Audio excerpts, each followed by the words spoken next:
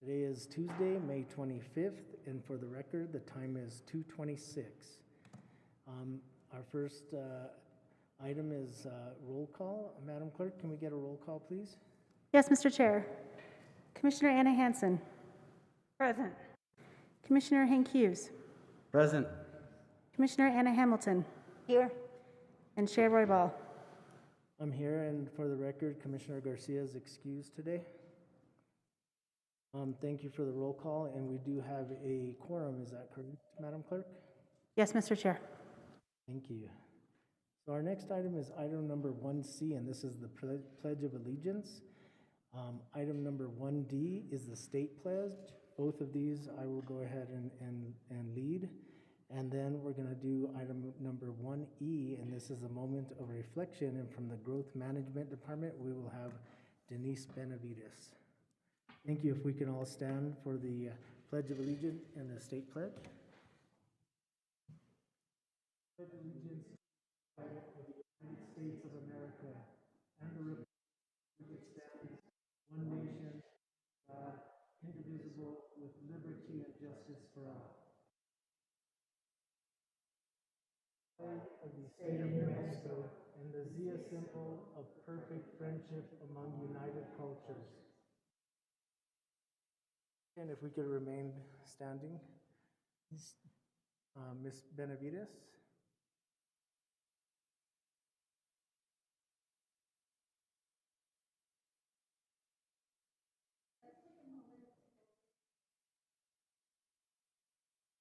Our decision, and in the best interest of our community, we take a moment of silence.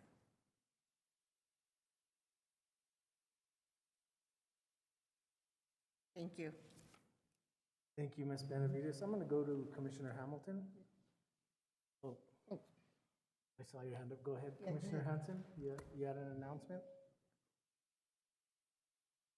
I just wanted, and maybe this is what Commissioner Hamilton wanted to mention also, but I just wanted to mention that today is the year anniversary of George Floyd passing, and I think it is with heavy hearts that we all recognize that Black Lives Matter, Native Lives Matter, and that we're all suffering from this this last year of COVID, and that we're honored and grateful to be back in person, and that we can work together to heal our country and our county. And so I just wanted to take a few minutes for that. Thank you. Thank you, Commissioner Hanson. And I do want to wish Commissioner Hanson a happy birthday today.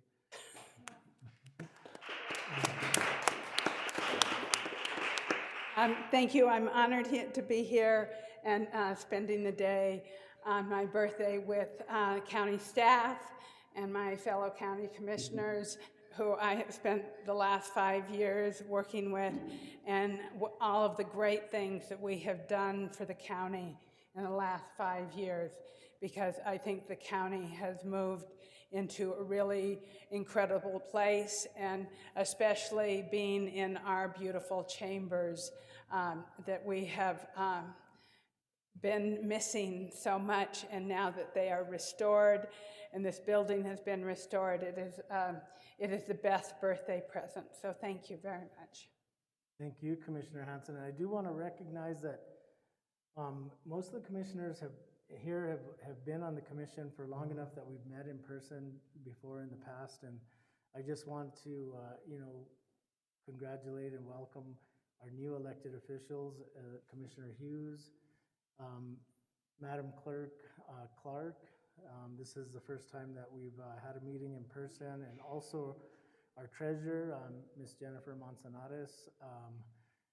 I'm glad that we're moving forward and seeing that the pandemic put us in a place where we didn't all meet in person. And I know Commissioner Hughes has made the statement. He goes, everybody looks a little bit different in person, so hopefully it's a good thing.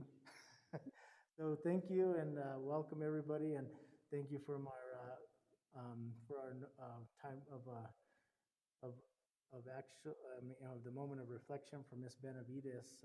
Thank you for doing that. Great job, and we're glad to be here today, finally in person. So, thank you, and we'll go ahead and get started.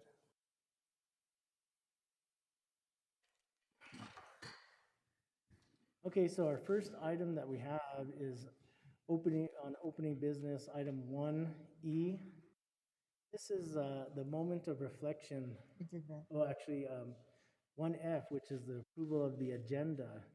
Are there any changes or amendments to the agenda? I'm going to go to Manager Miller first.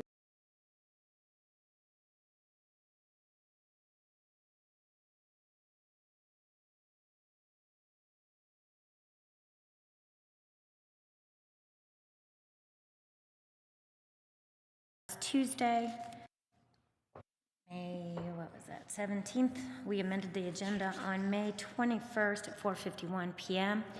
We added item 4E under miscellaneous action items. We also updated the materials for item 8E under miscellaneous updates, and also 7B, the citizen survey report, and I believe also, yes, I'm sorry, 8C, under matter from county commissioners, the resolution, we updated the packet material for that. And those are all the changes that I have to the agenda. And Mr. Chair, if after you approve the agenda, if I could just have a couple of minutes to remind the board of some protocols. Okay. We will do that. Thank you, Manager Miller. Are there any other changes or requests from the board? Okay. Seeing none, what's the pleasure of the board? Mr. Chair, Yes, Commissioner Hanson?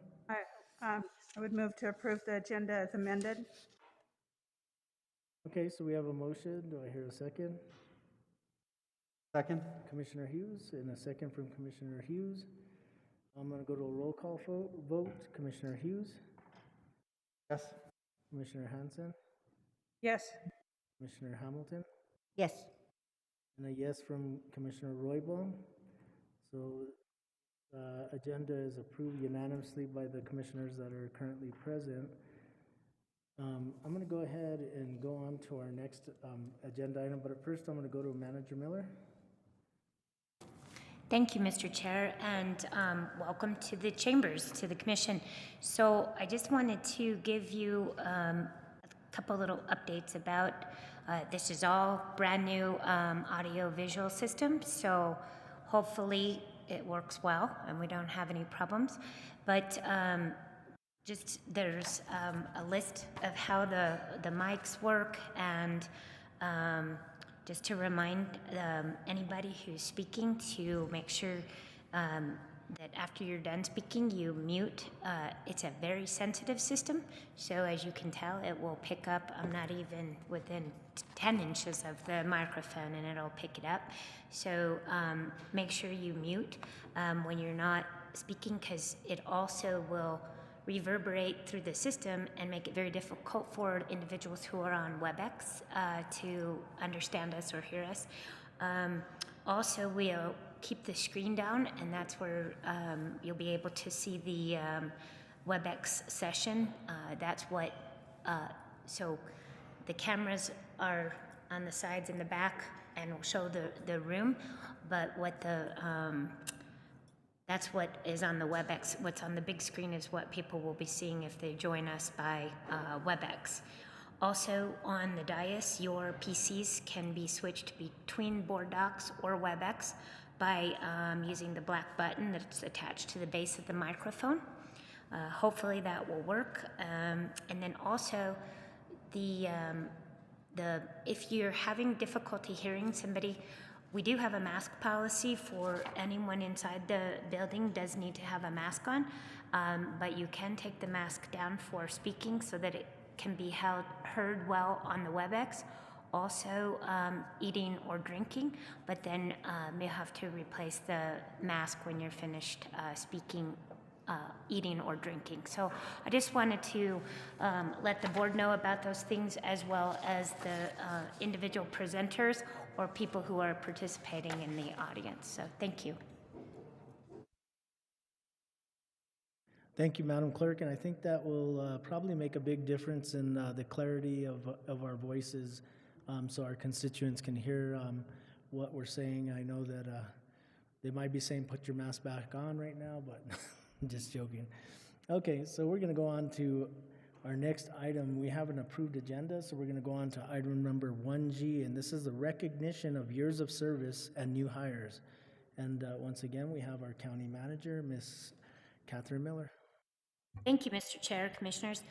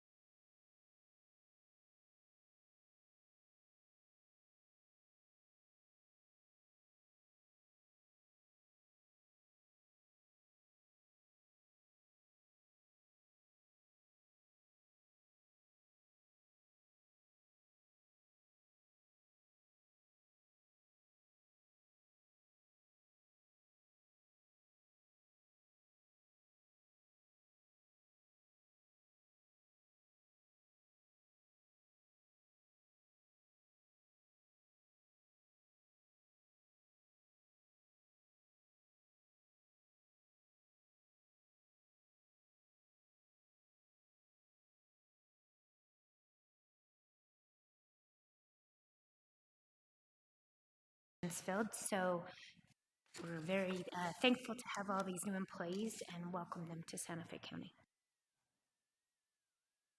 Thank you, Manager Miller, and wow, that's really awesome to see that we have 29 new hires. Just another sign that, we're putting this pandemic behind us and we're moving forward, and I think that that's a great sign. I'm really excited to see so many new hires, and congratulations to all those departments. I know that we did have some challenging times with limited resources, so I'm glad to see that we're actually addressing that, or able to at this point. So thank you, Manager Miller, and I think the next item you were going to talk about is years of service, so back to you. Yes, Mr. Chair, Commissioners. Also, every month we recognize those employees who, on a monthly basis, have completed years of service in 5-year increments of continuous service to Santa Fe County and the residents. And I think it's very important to recognize employees for retention and staying with Santa Fe County. We appreciate that they do stay with us, and just want to recognize those individuals who in the month of May will hit either 5, 10, or 15 years of continuous service. In the County Manager's Office, Amanda Lucero. In Corrections, Bernard Atencio. Also in Finance, Clarissa Guerrero. And in Housing, Ernest Tapia. And in Corrections, Tanya Garcia. All of them hit their 5-year anniversary sometime before the end of May. And then we have 2 individuals with their 10-year anniversary. That's Jesus Ramirez in the adult facility and Martin Ariano in Sheriff's Department. And then in Finance, Roxanne Lujan hits her 15-year anniversary, and Jeffrey Urisote in IT, also his 15-year anniversary. So I just want to congratulate them and thank them for making their career at Santa Fe County. Thank you, Manager Miller, and thank you to all our dedicated employees, and congratulations on your anniversary. You know, the dedicated service and loyalty to Santa Fe County, we can't thank you enough for that. And just want to reiterate to please remember to continue to mentor all our new employees and you know, just be leaders with these new employees and just, you know, offer advice and any kind of direction you can. So once again, thank you and congratulations to all of our employees that are celebrating their 5, 10, and 15-year anniversary. Thank you, Manager Miller. Okay, so we're going to go on to item number 2, and this is the approval of the minutes. 2A is we're requesting approval of the April 8th through 9th, 2021 Board of County Commissioner special meeting minutes. Are there any changes, or Commissioner Hanson? Thank you, Mr. Chair. I want to thank Tessa Joe and everybody who worked on the April 8th and 9th minutes and getting them compiled, and I want to make a motion to approve. Okay, great. So we have a motion to approve. Is there a second? Commissioner Hughes? Second? So we have a second from Commissioner Hughes. I'm going to go to a roll call vote. Commissioner Hughes? Yes. Commissioner Hanson? Yes. Commissioner Hamilton? Yes. And a yes from Commissioner Roybal. So we have the approved meeting minutes for the April 8th and 9th Board of County Commissioners special meeting minutes. And I do want to ask, is it a little bit better for me to remove my mask? Can you hear a little bit clearer? Okay. So I'm going to go on to item number 2B, and this is to request the approval of the April 27th, 2021 Board of County Commissioners regular meeting minutes. Are there any changes, Commissioner Hanson? Yes, Mr. Chair. I do have changes, and I will get them to the stenographer, and so I would like to move to approve the April 27th meeting minutes with changes. Second? So we have a motion from Commissioner Hanson with some changes that she will submit to the stenographer, and a second includes that as well. Is that right, Commissioner Hamilton? Yes. Okay, so we have a motion and a second, so we're going to go on to a roll call. Commissioner Hanson? Yes. Commissioner Hamilton? Yes. Commissioner Hughes? Yes. And a yes from Commissioner Roybal. So item number 2B has been approved unanimously by the commissioners that are currently present. Next, we're going to go on to item number 2C.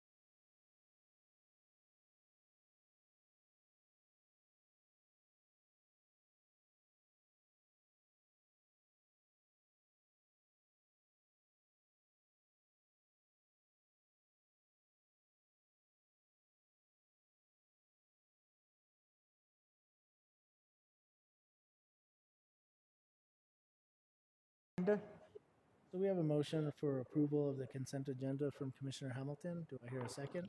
I'll second. We have a second from Commissioner Hughes. Anything under discussion? Okay, so I'm going to go to a roll call vote. Commissioner Hanson? Yes. Commissioner Hughes? Yes. Commissioner Hamilton? Yes.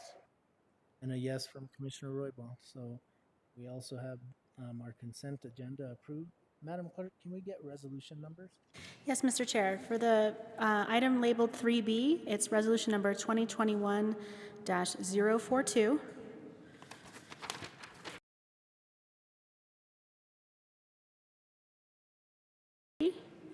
2D 044, 2E 045, and 2F 046.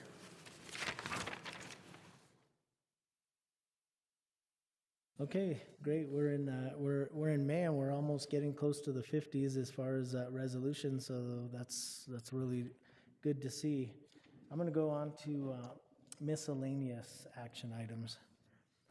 Okay, so 4A is a request approval to utilize an outside contract pursuant to the ordinance number 2012-5, section 1, for the lease and short-term rental of heavy equipment for the Santa Fe County Roads Department in the estimated annual amount of $580,000. And secondly, to delegate the authority for the county manager to negotiate and execute all necessary lease and other agreements and purchase orders.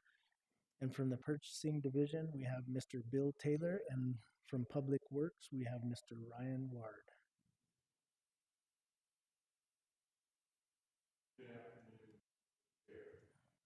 How you doing? Nice to see you in person.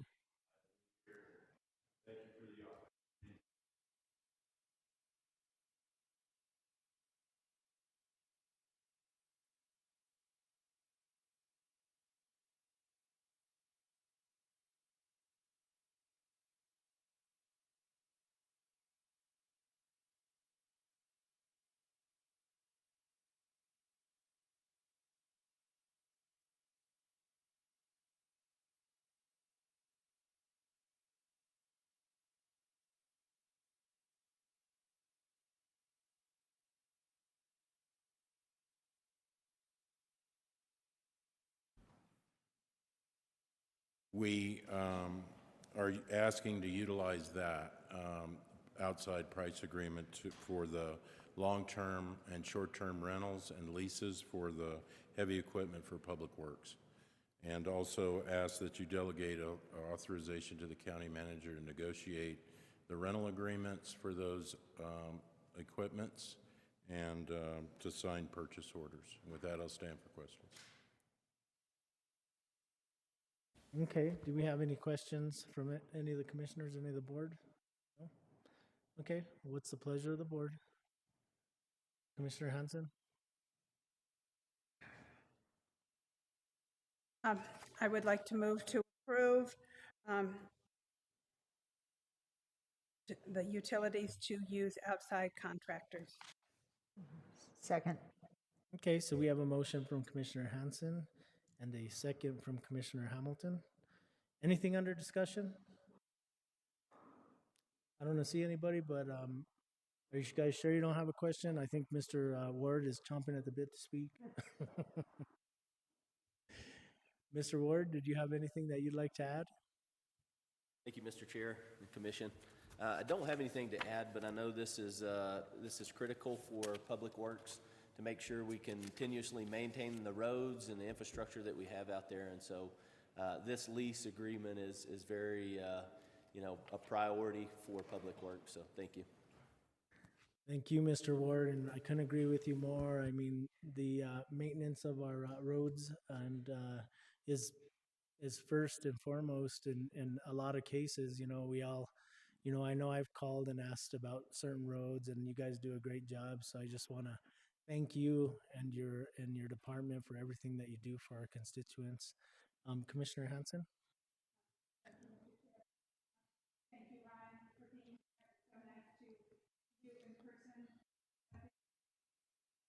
I don't think it's so nice to see you in person. I don't think any of us have had the opportunity to meet you before. So welcome to the county, and I'm grateful for the really good work that you're doing for our county and all the roads. And I appreciate all the time we've had to be able to visit with you via Zoom. Thank you. Thank you, Commissioner. Thank you, Mr. Chair. Yeah, it's definitely good to see everybody in person. So this is exciting. Okay, thank you again, Mr. Ward. So we do have a second, and if there's not any additional comments, I'm going to go to a roll call vote. Commissioner Hamilton, Yes. Commissioner Hanson, Yes. Commissioner Hughes, Yes. and a yes from Commissioner Roybal. So this item also passes unanimously. Thank you again for being. Okay, so on our next item, it's going to be item number 4B. And this is request approval of amendment number 2 to agreement number 2019-0201-FD/CW between Santa Fe County and Shane Therapeutics LLC, increasing the amount of compensation in additional $136,976, a total contract sum of $448,952 inclusive of New Mexico GRT, and extending the term of the agreement an additional year. And secondly, delegating the authority, the signature authority to the county manager to sign the purchase order. And from purchasing, we have Mr. Bill Taylor once again. And also, if there's any other questions, we have our Safety Department Fire Chief, Miss Jackie Lindsay. Thank you, Mr. Chair, Commissioners. This is Amendment 2 to the agreement that provides licensed clinical social worker working with the fire department for an outreach program to residents in Santa Fe for opioid overdose survivors program. And so the agreement would extend the term for another year and increase the amount of the contract by $136,976. And with that, Mr. Chair, I'll stand. Questions? Okay, do we have any questions, Commissioner Hamilton? Thank you, Mr. Chair. A small point under public content, the issue and the documentation. It says the agreement is due to expire June 30th, 2020. We're way past that, so I'm assuming it's a typo, but just in the official record, you might want to change that. Or if it's not a typo, that's cool too, but. Mr. Chair, Commissioner Hamilton, I didn't quite catch all of the question. Is it regarding the termination date of June? In the packet materials, it says the contract is due to expire in June of 2020, and they want to do another year of service. But June of 2020 was a year ago, so I assume that's a typo. I just wanted to point it out in case it becomes important. Mr. Chair, Commissioner, that's correct. It was an error. June of 2021. Yeah. My apologies. Okay, great catch, Commissioner Hamilton. Commissioner Hanson? I just have a quick question also. Was this on our agenda last time and it was tabled? Is that what happened? Mr. Chair, Commissioner Hanson, that's correct. Yeah, okay. I remember reading this and I just wanted to make sure that I was remembering correctly, so thank you. And thank you for that correction. I'm sorry I missed it. Yeah, thank you for that correction, and also thank you for pointing it out, because I was thinking the same thing when you mentioned. I thought this sounds like a deja vu, sort of. Commissioner Hughes, did you have anything? Okay. So if there's nothing else under discussion, did we get a motion on this item yet? I don't believe we did. So can I entertain a motion, Commissioner Hamilton? I would move to approve this request, amendment number 2. Okay, so we have a motion. Second. We have a motion from Commissioner Hamilton and a second from Commissioner Hughes. I'm going to go to a roll call vote. Commissioner Hamilton, Yes. Commissioner Hughes, Yes. Commissioner Hanson, Yes, but does that include the correction, Commissioner Hamilton? Yes, I'm sorry, I made that assumption. The motion is with the correction. Okay, thank you. and Sometimes I can't hear. It's challenging with the math and everything. I agree. Thank you. So the motion was with the correction of the year, and so was the second. Is that correct, Commissioner Hughes? Yeah, that's correct. Okay, so we have, and I believe that we already went to a roll call vote to Commissioner Hanson, so, and a yes from Commissioner Roybal, so this item also passes unanimously. Thank you, Mr. Taylor. Okay, so we're gonna go on to item number 4C. And this is a resolution requesting an increase to the GOB 2021 Fund 357 to budget the proceeds from the sale of the 2021 general obligation bonds in the amount of $20,200,000. And from the Finance Division, we have Ms. Yvonne Herrera, and from the Public Works Department, if there's any other questions, Mr. Gary Hedon. Good afternoon, Chair Roybal and Commissioners. I'm here with Director Hidon to request approval of the, to budget the $20 million in the 2021 GOB bond that we issued on April 27th. In addition to the $20 million, we are requesting $200,000 to pay for the issuance costs related to the bond sale. And with that, Director Hidon and I stand for any questions. Okay, thank you, Director Herrera. Do we have any questions from the board? Okay. Hearing none, Director Hedon, did you have any additional comments to add to what we had from our Director Herrera? Just wanted to give you an update. We are already moving to start to mobilize some of these projects and planning that. We had a meeting this morning, so with all due haste, we're going to try and meet our first obligation in October for spending and then continue to move the projects as fast as we can. Awesome, and thank you guys, both of you, for all your hard work. With that being said, if there's not any other questions, what's the pleasure of the board? Commissioner Hamilton? I'd move to approve. So we have a motion from Commissioner Hamilton Second. and a second from Commissioner Hanson. Anything else under discussion? Okay, seeing none, we're gonna go to a roll call vote. Commissioner Hamilton, Yes. Commissioner Hanson, Yes. Commissioner Hughes, Yes. and a yes from Commissioner Roybal, so this item also passes unanimously. Thank you. Madam Clerk, can we get a resolution number? Yes, Mr. Chair, the resolution number is 2021-047. 047. Thank you, Madam Clerk. Next, we have a resolution, item number 4D, and this is a resolution requesting an increase to the Community Development Block Grant Fund 250 in the General Fund 101 to budget a CDBG grant and corresponding joint powers agreement in the amount of $1,797,227. And once again, we have our director from the Finance Division, Ms. Yvonne Herrera, and from Growth Management. If there's any questions, we have Mr. Paul Olafson. I'm going to camp out here for a little bit, Chair Roybal. We have, the county received $750,000 in CDBG grant, and on October 22nd, 2020, for the Glorieta, to drill a well in the Glorieta area. In addition to that, the Greater Glorieta Community Regional Mutual Domestic Water Consumers and Sewer Works Association, it's a very long name, is contributing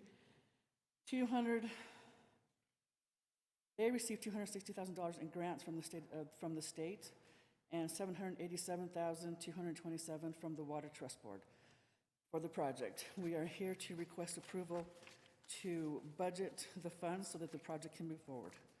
And with that, Mr. Olafson and I stand for any questions. Thank you, Director Herrera. Mr. Olafson, did you have any additional information to add? Mr. Chair, Commissioners, no, just that we're excited to move forward with the project. Awesome, great to hear that. Any other questions from the board? Okay, Commissioner Hamilton? No, but I really appreciate this is, I think, one of the last steps to get this project through, which is really very valuable, and it's nice to see the CDBG money being used for some really important community projects. So I would like to move to approve. I couldn't agree with you more. So we have a motion from Commissioner Hamilton. And I'll second. We have a second from Commissioner Hughes. Anything else under discussion, comments? Okay, great job, you guys. We have a motion from Commissioner Hamilton and a second from Commissioner Hughes. I'm going to go to a roll call vote. Commissioner Hughes? Yes? Commissioner Hamilton? Yes. Commissioner Hamilton? Yes. And a yes from Commissioner Royball. So this item also passes unanimously. Madam Clerk, can we get a resolution number for this one? Yes, Mr. Chair, the resolution number is 2021-048. Okay, thank you, Madam Clerk. Thank you, Mr. Chair. Okay, next we have item number 4E, and this is a resolution ratifying the county manager's approval of the agreement from the Treasury Department accepting 2021 American Rescue Plan for the coronavirus state and local fiscal recovery funds. And from the Finance Department, we have Director Yvonne Herrera. Yes, Chair Roybal, this is the last resolution I have for you today. As we know, we've been talking about the funds from the what's known as the ARPA, American Rescue Plan. According to the website, the funds are to provide a substantial infusion of resources to help turn the tide in the pandemic, address its economic fallout, and lay the foundation for a strong, for a strong and equitable recovery. On May 21st, County Manager Miller signed the terms and conditions of the award, and we are requesting that the board ratify her acceptance of that award, which was $29,205,279. And with that, I stand for any questions. Okay, thank you, Director Herrera. Any questions, Commissioner Hanson?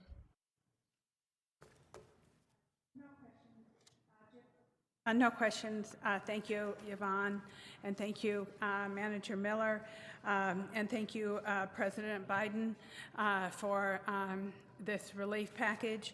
I think that it's really important for counties to be able to determine how to use the money, and I also want to recognize Congress for making a local distribution to counties and cities throughout the United States, because it is really important that we be able to decide how to spend that money for our constituents.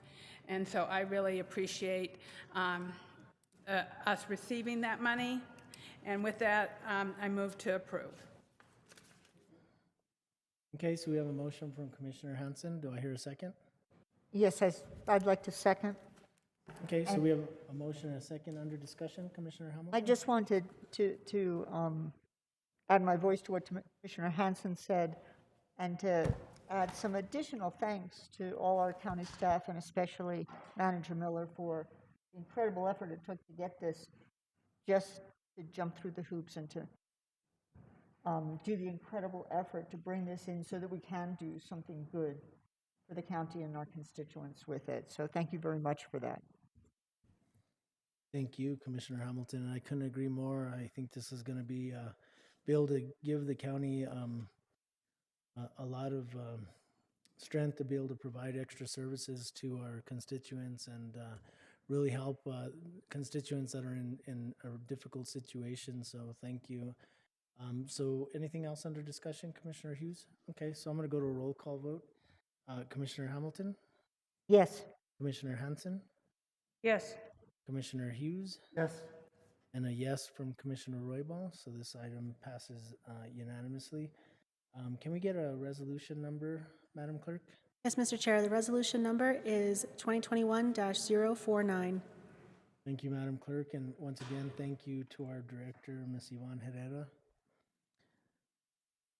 Okay, so we're going to move on to presentations, and the first presentation, it's under number 5. It's 5A, presentation on Santa Fe County Lodgers Tax. Sunny 505, David Haydock, and County Manager's Office, Lisa Katonik.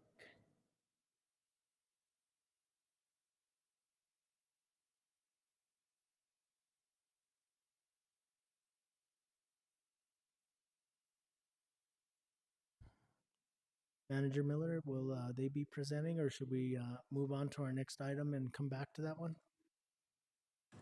Mr. Chair, they're going to present virtually, but I'm not sure what the delay is. Okay, no worries. We can hang tight for a moment.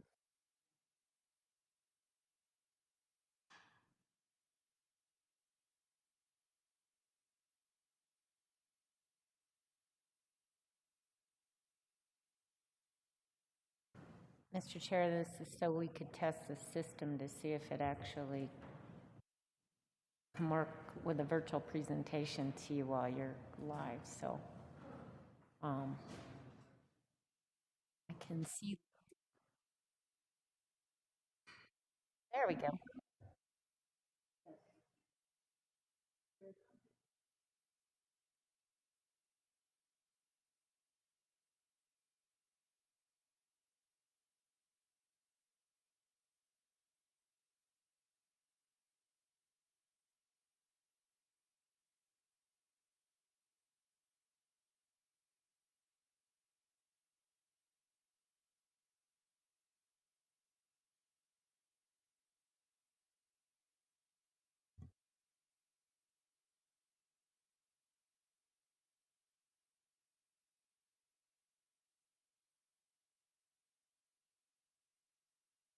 Mr. Chair, we don't have it on screen, our computer. Yeah, it's just showing us. Oh, here we go. There we are.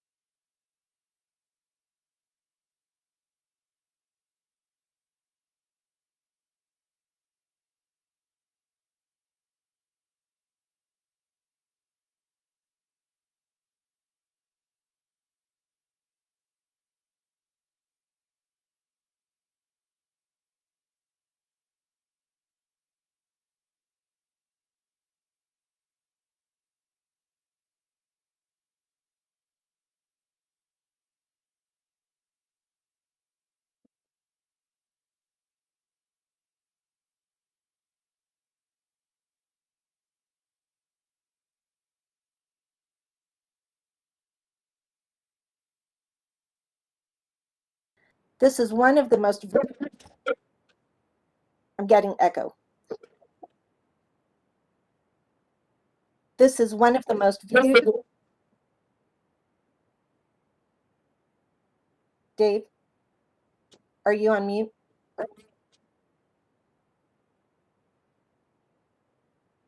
Okay. Okay.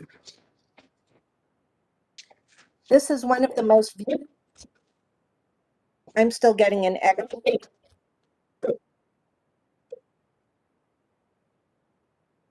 Is everyone on mute?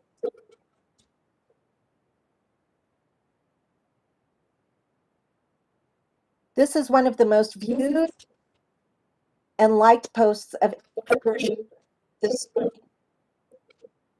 With Instagram, Santa Fe County has had an average engagement of 10% each month, which outperforms the industry. Next slide.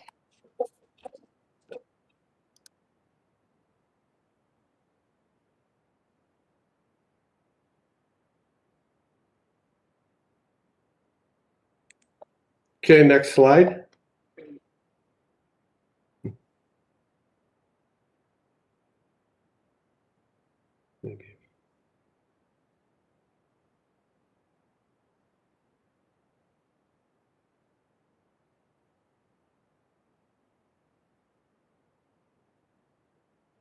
Okay, very good.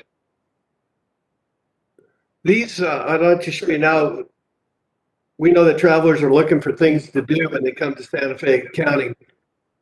So we've created 5 great day trip itineraries. Number 1 is one of the 5 is the Pathways to Paradise that features Lamy, Galisteo Basin Reserve, and Pecos National Historic Park. The other ones were Traditions Run Deep that features Chimayo, Nambe, and the cuisine of northern Santa Fe County. Trails Through Time, Diablo Canyon, Sankawi, and Bandelier. We know people are always looking for these great trails and things to see and do, and this gives an opportunity for them to take a great day trip. Exploring the Turquoise Trail is another that highlights scenic byway Highway 14. Madrid, Cerrillos, the Living History Museum of Rancho de las Golondrinas, and the petroglyphs of La Cienega. What's great about these, next slide, Daniel. What's great about our itineraries is we were able to use these in a virtual fan tour at the end of October, where we invited press and writers to take a trip virtually through these 5 great day trips. We had videos that supported all of them, and we're able to get writers interested in writing more stories about those great assets that we have in Santa Fe County. Next slide.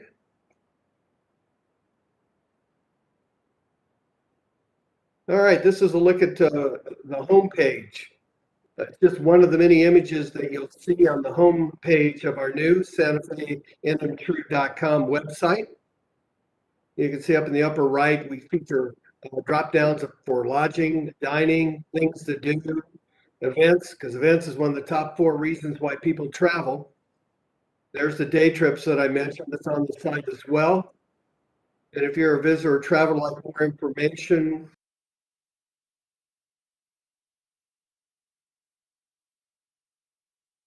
I mentioned earlier, we do e-newsletters, and then we invite people through the e-newsletter to come to the site and read more about the story in our blogs. All our lodgers, restaurants, outdoor assets, our great events are listed on the website, and encourage all of our travelers to make a visit to Santa Fe County. Next slide.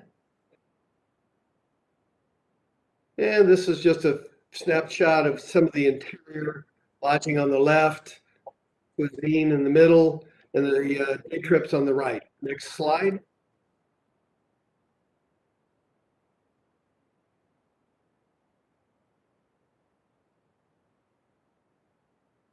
The New Mexico tourism collected data showing that in 2019, the visitors to building in Santa Fe County was $1.02 billion with 101 million state legal taxes. We will get there again with hard work and determination. Santa Fe County is already seeing recovery. All national indicators show a very positive outlook for domestic travel. Last month, New Mexico Tourism Department shared some data points with their New Mexico True partners. Domestic travel activity is already on the rise and is expected to improve considerably this summer. American travelers are reporting increased interest in outdoor activities and uncrowded spaces, and that is perfectly aligned with Santa Fe County and what we have to offer visitors. Next slide, Daniel.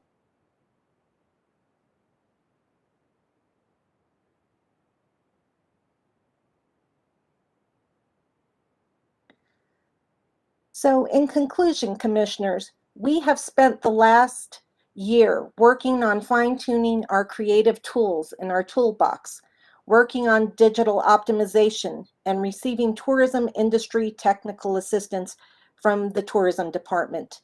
We are well positioned to reignite demand and jumpstart our revitalization efforts.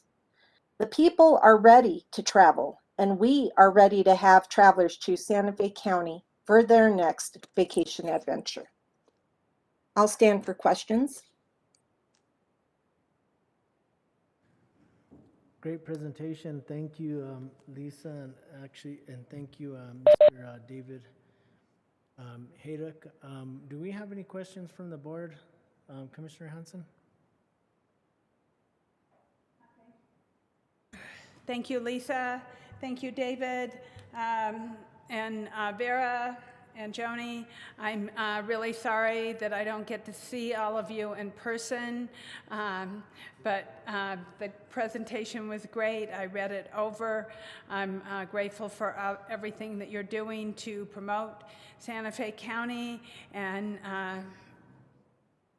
make people aware of what a great place it is to come and visit. So thank you for that.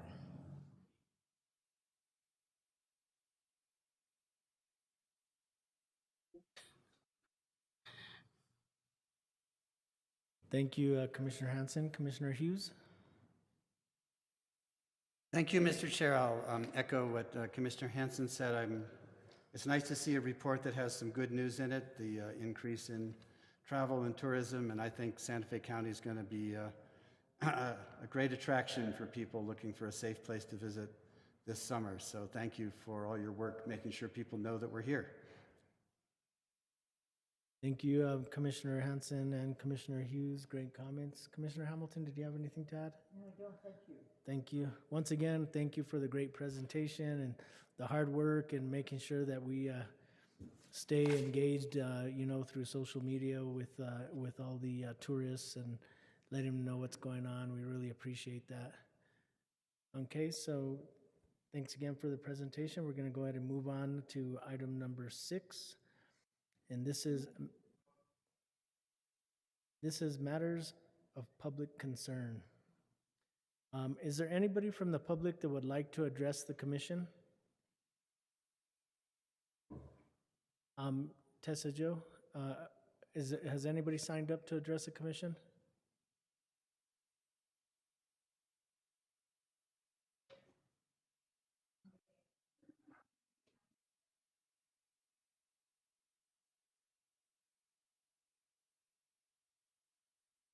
Okay, go ahead, Michael.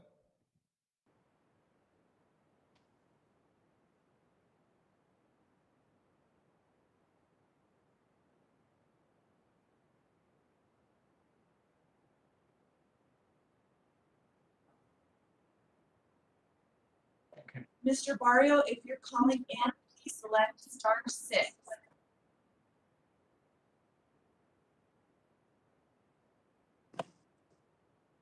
Hi, can you?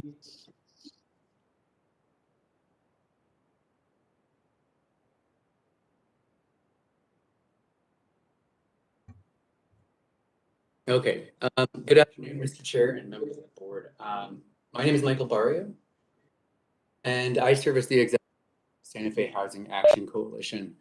I'm here today to press the importance of addressing the affordable housing crisis that Santa Fe is experiencing.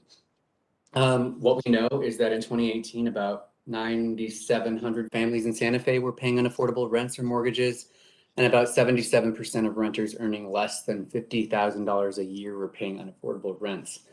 In addition to that, census rolls indicate that between 2016 and 2018, that the city lost over 600 low-income families to unaffordable housing rates.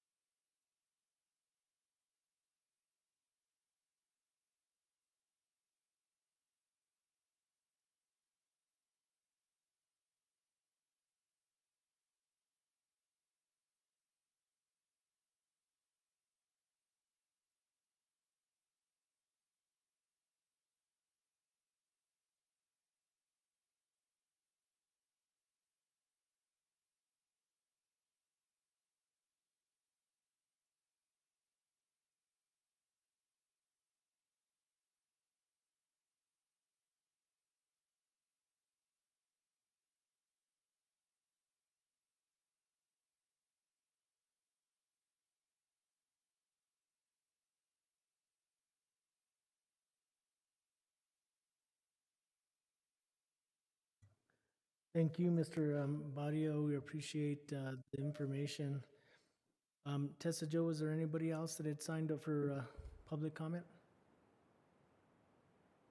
Mr. Chair, our next speaker is Edward Archuleta from St. Elizabeth Shelter.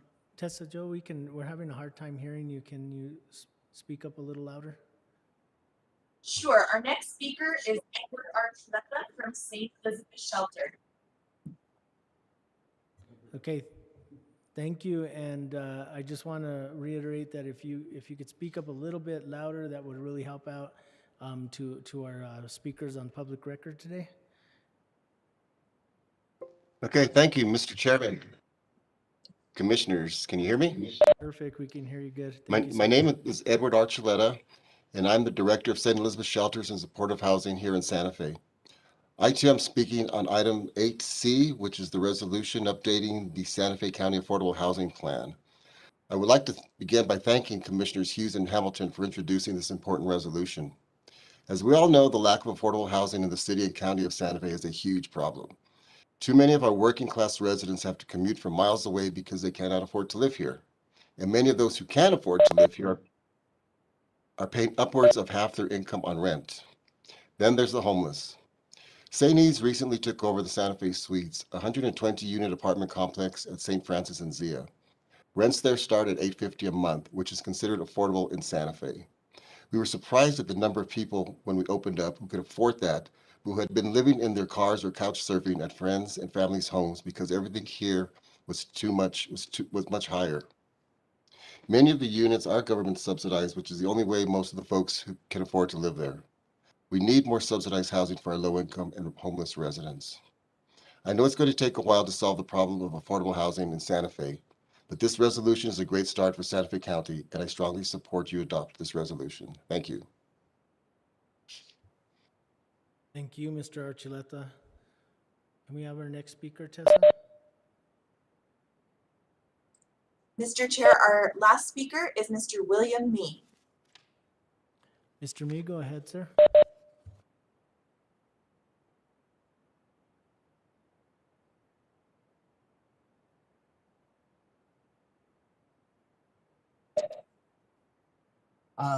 I'm William from Mawafria Village, 73 Camino Samuel Montoya.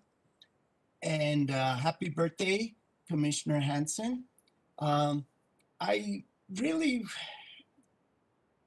have been kind of holding off talking to the commission, but I felt that I really needed to give a preemptive comment today. And I've never given a preemptive comment to the commission before, but a lot of groups that I'm involved with are pretty frustrated with the recent actions of the city of Santa Fe across almost every sector of the municipal government. Now, many say election is coming up in November, and that is the recourse for a lot of things. But you know, I think that there could be a lot of damage done, if we wait to November. Of course, like we've written, from like the Santa Fe River Traditional Communities Collaborative on the City of Santa Fe pipeline. Also, we've written from the Santa Fe Basin Water Association on that, the Santa Fe Gateway Alliance, the Santa Fe Network, Neighborhood Network. They're all very concerned about this rash of housing that's being put in. And I know we just listened to the affordable housing people, but none of this housing is actually affordable. A lot of it is, they call it market rate, and they're saying $1,850 a month. So that's not in the affordable range. And there's a lot of issues connected to the 2012 annexation. People in the annexed areas are still not getting complete services. There's so many problems that are there. And I know it's been difficult with COVID-19 to meet with the city council or the mayor. And so maybe this is why things aren't getting done. But I would just encourage the county commissioners to keep their eyes and ears open and maybe help facilitate city-county cooperation, because there's a lot of upset people, that are going to be coming forward, and maybe forming one umbrella organization to really take the city to task on its many, many failures. And that's what I wanted to kind of warn you about that's coming down the pipe. Thank you for your time, and I hope you don't think I'm a crackpot because I bring up the subject. Thank you. Thank you, Mr. Mee. We appreciate you being here today. Tessa Joe, did we have anybody else, or was that all that had signed up for public comment?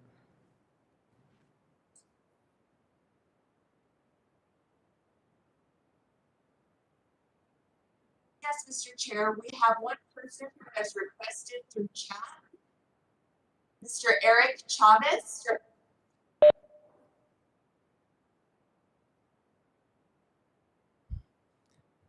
Okay, thank you, Tessa Joe. Hello, Mr. Chavez is here from Senator Lujan's office to talk to us about some funding opportunities. Thank you for being here, Mr. Chavez. Hi there, Mr. Chairman, members of the commission. Thank you very much for the opportunity to speak with you today, and I hope this is the time that I can answer any questions as well too. I wanted to reach out to the commission and also any of our nonprofits that are here with us today and public entities about an opportunity that the United States Senate Appropriations Committee has opened up. It is referring to our newly announced congressionally directed spending requests and also our programmatic spending requests. These used to be formerly known as congressional earmarks several years ago. And recently the Senate has and the House have decided to open these up. The Senate is doing these on their own their own way, separate from the House version. And so I'll be primarily speaking to how our office is conducting this. We are accepting any request for funding for any projects, community, local projects, or regional projects that may be in the works or maybe quote unquote shovel ready, if you will, for lack of a better term, or something that you're working on locally that will have a community impact in the area. Our deadline for this, for our office specifically, for these requests is May 31st for a deadline submission. And you can visit Senator Lujan's website at lujan.senate.gov/congressionally-directed-request-form/ to view the appropriations form. This form will ask you a series of questions related to your organization and to the project. It will ask you if you've had any prior federal funding. If you do, definitely feel free to include that. And if not, it's all right to put NA on the form.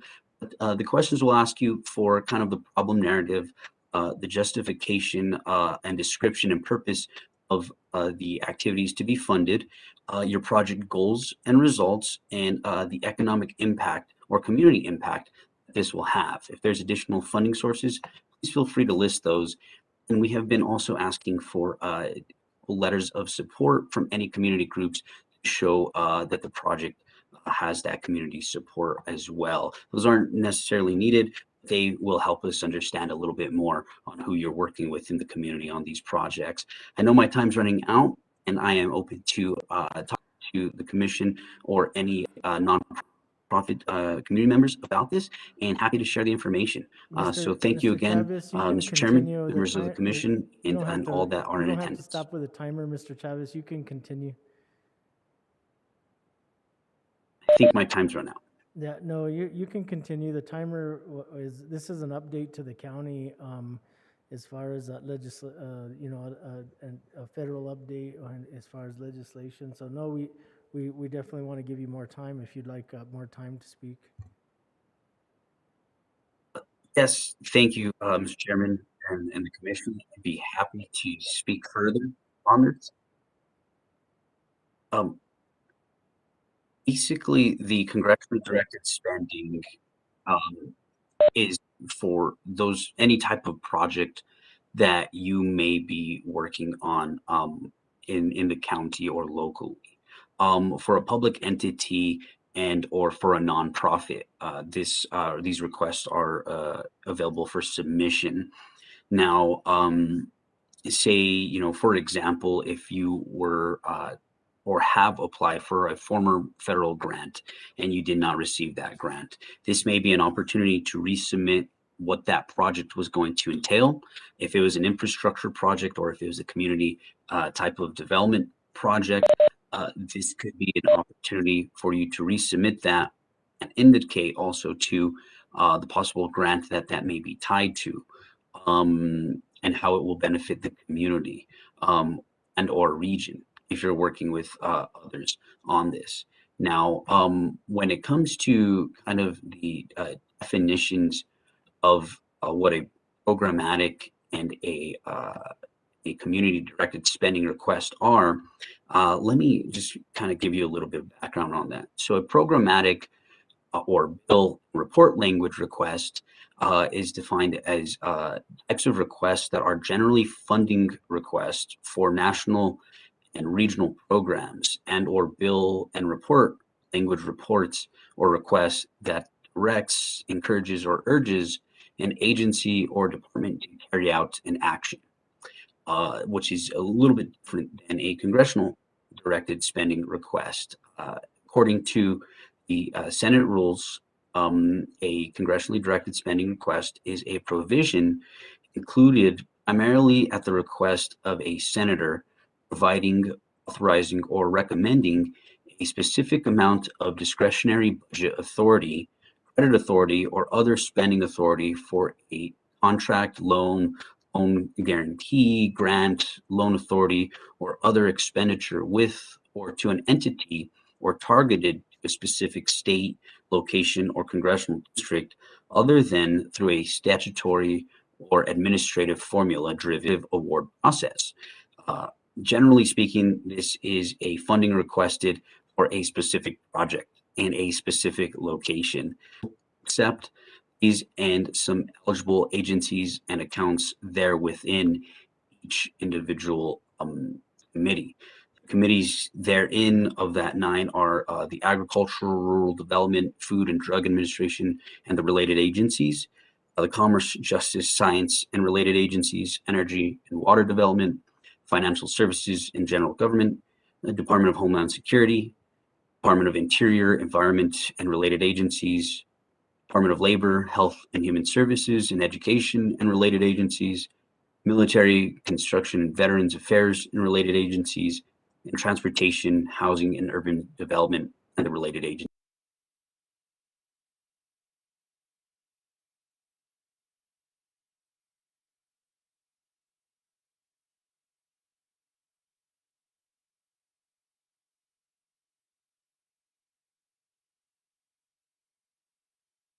To also click on a link that will direct you to the appropriations request general guidance 2-page document, which also has some hyperlinks to each agency. And when you click on one of those hyperlinks, it will direct you to the United States Senate Committee for that specific hyperlink, and it'll list the eligible agencies and accounts that may be associated with possible funding opportunities.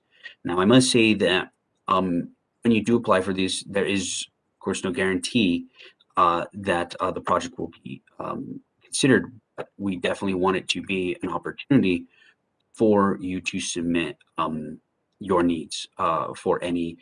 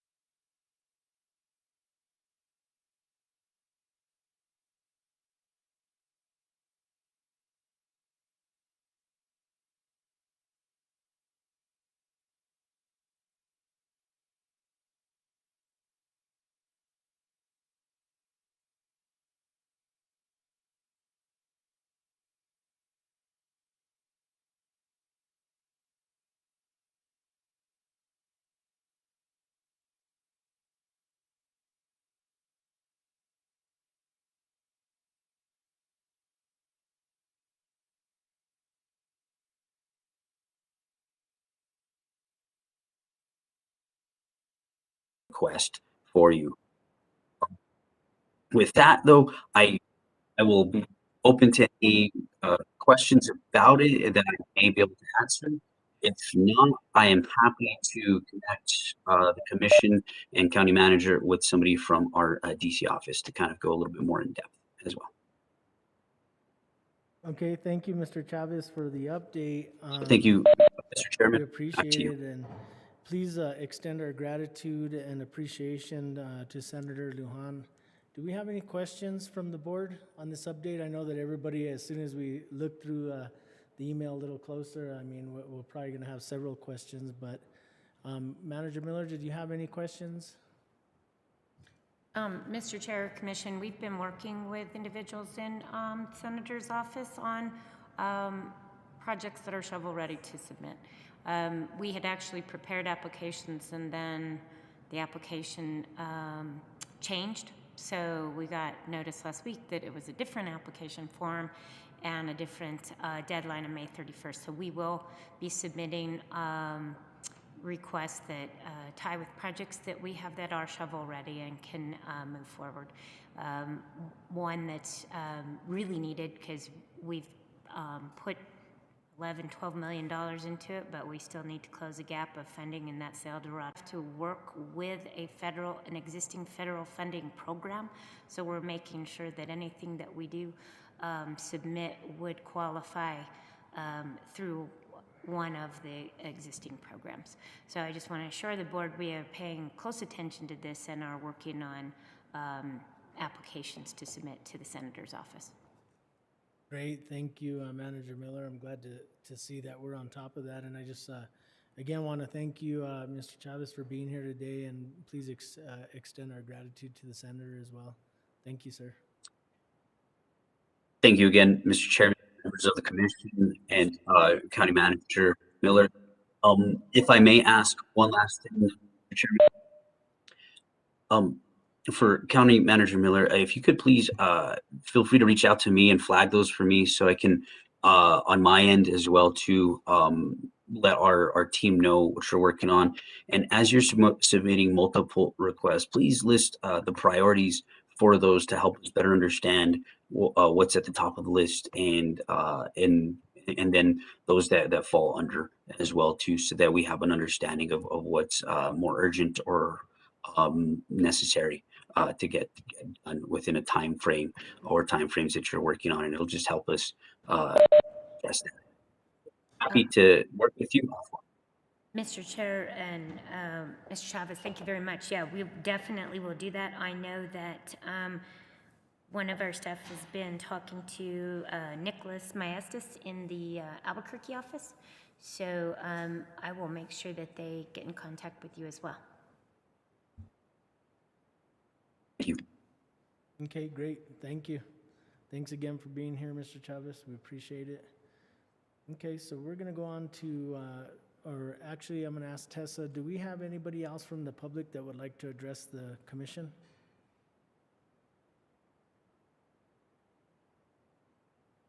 No, sir, that was the last person who signed up. Okay, if there's anybody else that would like to address the commission, you can unmute yourself and state your name for the record. And if you're a call-in user, you can hit *6 to unmute yourself and just state your name for the record. Okay, once again, is there anybody else that would like to address the commission? Okay, with that, I'm going to go ahead and close matters of public concern and go on to item number 7. And this is matters from the county manager. 7A is the COVID-19 update, 7B is citizen survey report, and 7C is miscellaneous updates. Manager Miller? Yes, Mr. Chair, Commissioners. First of all, COVID updates. We are still hanging in there. Santa Fe County is still hanging in there in the turquoise, allowing for continued opening of retail and restaurant establishments. As of last week, Santa Fe was one of the top 10 cities with the highest vaccination rate in the country. And current statistics for Santa Fe County include the following. The percent of residents partially vaccinated is 72.2%, and the percent of residents fully vaccinated is 60.6%. And then for New Mexico, the rates are 63.8% are partially vaccinated, and 53.4% of residents are fully vaccinated. Also, vaccinations, the Santa Fe County staff are part of a vaccination liaison group. They meet weekly to discuss strategies for moving forward. We had 2 booster events with vaccinations open to the public in Edgewood and Santa Fe, and then we're now looking at doing pop-up events in vulnerable areas of the county, and shots for the homebound, and assisting we're assisting La Familia at the Nancy Rodriguez Center. They continue to have vaccination clinics there, and we are also using our mobile health van in various locations.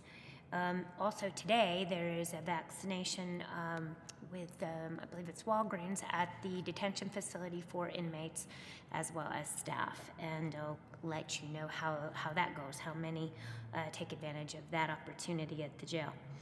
Then our public awareness campaign continues with Community Services Department. They've been producing radio PSAs, little 15-second radio PSAs, social media posts, billboards, posters, and other materials to assist staff and the general public regarding vaccination opportunities and to address vaccination hesitancy issues. Then with our seniors, we are still working with the state on a plan to reopen our senior centers. We're waiting for more clear guidance from the state.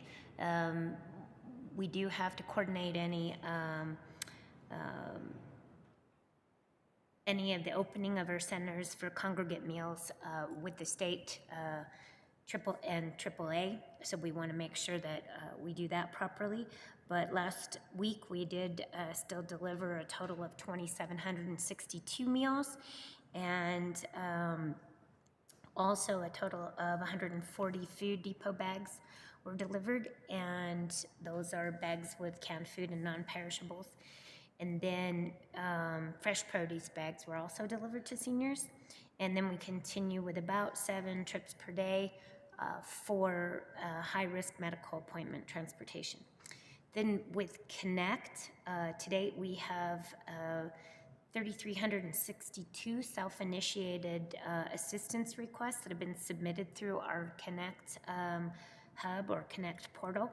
And we have distributed 26,000, over 26,000 grocery boxes and 5,700 that have been delivered to homebound individuals.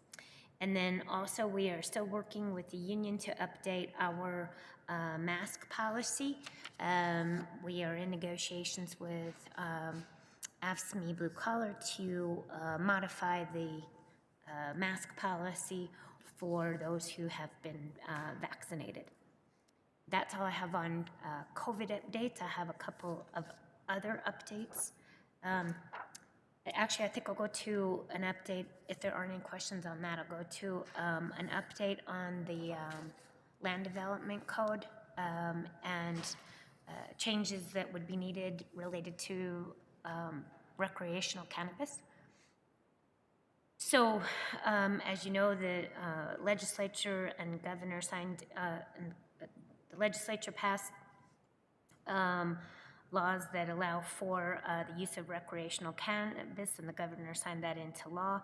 That means that regulation of those sites would fall to the local governments, and county staff in the growth management department as well as legal have been looking at those areas of the code that we would need to address, and those regulations would include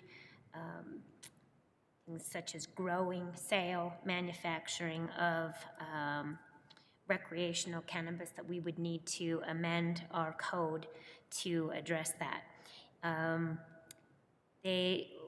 The team recommends an amendment to section 10.22 of our code to address zoning districts where recreational cannabis can be distributed, cultivated, manufactured, tested, and consumed. Also, they look at the density of different types of licenses to include the distance between retail establishments and possibly other licenses, including growers, manufacturers, and labs.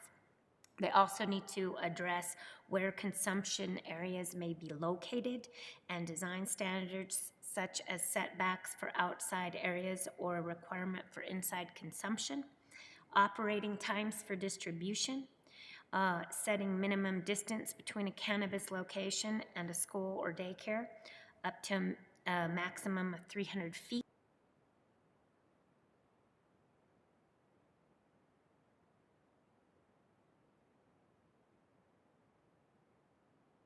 So there are regulations that are currently being written by the state, and they may not be available till September 1st of this year.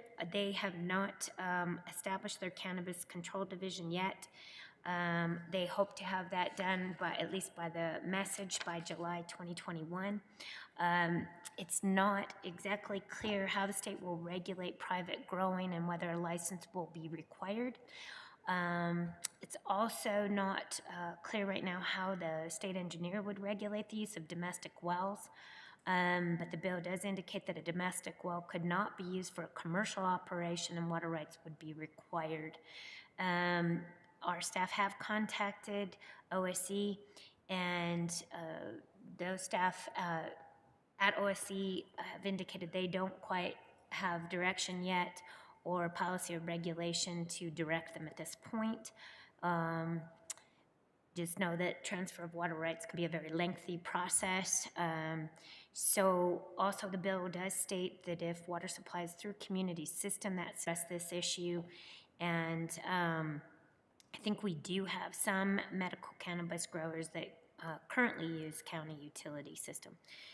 So the bill sets a date of September 1st, 2021 for the regulations to be complete at the state level, and in October 2021 for growers' licenses to be issued, and then a deadline of January 1st, 2022 for manufacturing licenses, and April 1, 2022 for dispenser licenses. So these deadlines will mean that the county staff will need to propose amendments to the SLDC to the board fairly quickly, and we might even be working in parallel with the state and their regulations as we draft our ordinance, and they're drafting their regulations. But staff, I just wanted to let the board know, staff is reviewing the bill to fully understand what the limits are on the county's ability to regulate each area. They're gathering information from entities in other states that already allow recreational cannabis.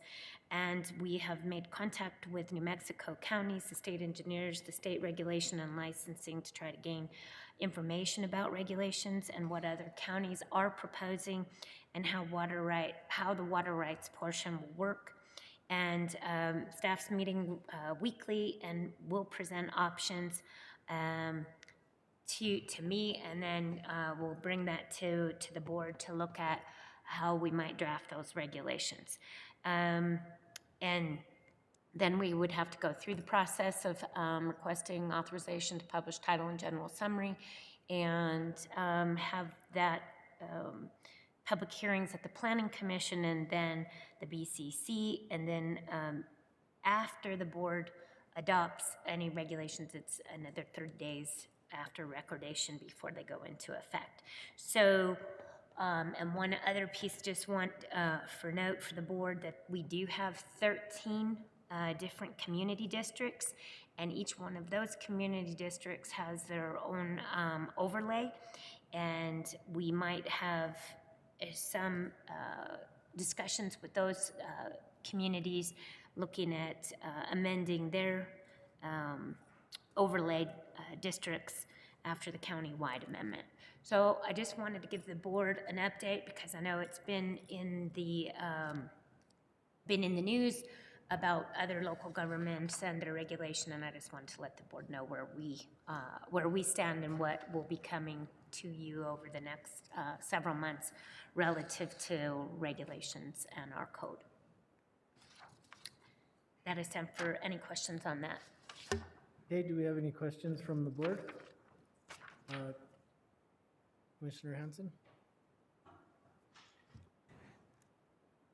Thank you, Mr. Chair. The Taos County Chair was kind enough to share with me something prepared by the Drug Policy Alliance. And so I will ask Sarah to forward this to everyone and to the county manager. But one of the things they suggested was they had Emily, Kalten back, from the New Mexico Drug Policy Alliance she came and talked to their board in Taos. And so she seems to be really familiar, but this is this was prepared in May, and it looks like it's at least a 10-page document, so I will be happy to forward that along to everybody. And then they also suggested that they were going to invite Superintendent Linda Trujillo to talk to them. That she might be right in the middle of writing these rules, so I don't know where she stands on that. I haven't reached out to her, but I will definitely forward this document because, as Manager Miller has stated, this is something that we are going to have to deal with and move forward with. So I appreciate your update, Manager Miller, on this important topic. Thank you. Thank you, Commissioner Hanson. Any other questions from the board, comments? Thank you for that presentation, Manager Miller. Thank you, Mr. Chair. And then I just have one last thing for the board, and that is in your packet, we included a copy of the National Community Survey for Santa Fe County. This is the Community Livability Report for 2020. There are 1, 2, 3, 4, 5, 6, I think 6 or 7 different attachments in the board packet. Obviously, if you would like a hard copy of these, we could provide that to you, but it's a lot of printing if you're not interested in having a hard copy of all of them. But what it gives you is the actual responses from the survey and that was done earlier this year, and gives you where we compare to benchmarks, which are communities of a similar size. I did ask for some additional evaluation and analysis related to not just communities of a similar size, but of, and I think similar budget are ones that they're doing, but also kind of just in the Southwest, in kind of a large government that covers, an area like 2,000 square miles and has a, fairly central urban area, but then a lot of rural area. If they have some that they could pull that are more like that, and particularly in the Southwest. But just a quick overview of the results. Community members see improvements in the economy, yet also see it as an area of opportunity. The positives are that Santa Fe County is a place to visit, rated as outstanding and higher than the national average. More than half of the respondents positively rated overall quality of business and service establishments, with a 20% improvement from the last survey we did about, I think it was about 3 years ago. Improvements were observed in overall economic health, economic development, and Santa Fe County as a place to work. Other areas of improvement, housing cost, or areas where we could improve housing cost stress, which is a concern in the last survey. COVID-19 has respondents concerned that the economy would have an impact on their incomes. Residents enjoy the county's natural environment and outdoor amenities with the following qualities considered as essential or very important. That is natural environment, air quality, available paths and walking trails, open space, preservation of natural areas.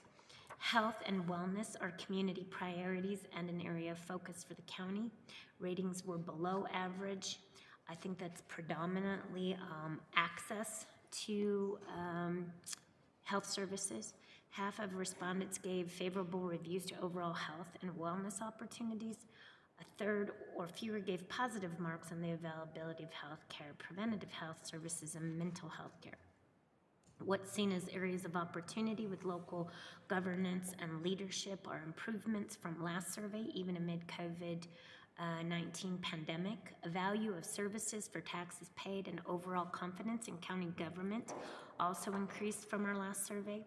There were more positive scores for leadership generally acting in the best interest of the community, being honest and treating all residents fairly. We had, as you know, open-ended the three most important services. The question was, what do you think are the three most important services provided by Santa Fe County? And that was 61% public safety, police, fire, or some other safety-related service. 28% said road maintenance or repair. 20% land use development or waste management. 17% said healthcare services, hospitals, or food. 11% government, taxes, communication, trust, business, economic development, jobs, water, air quality. 9% conservation, environmental sustainability, energy efficiency, and then 5% housing or homelessness. And then trends over time. Overall, our ratings generally remain stable. Of 119 rated items, 60 were stable, 31 decreased, and 28 increased. Areas of significant decrease, quality of new development, police, sheriff's services, ambulance, EMS, cleanliness, and opportunities to participate in community matters.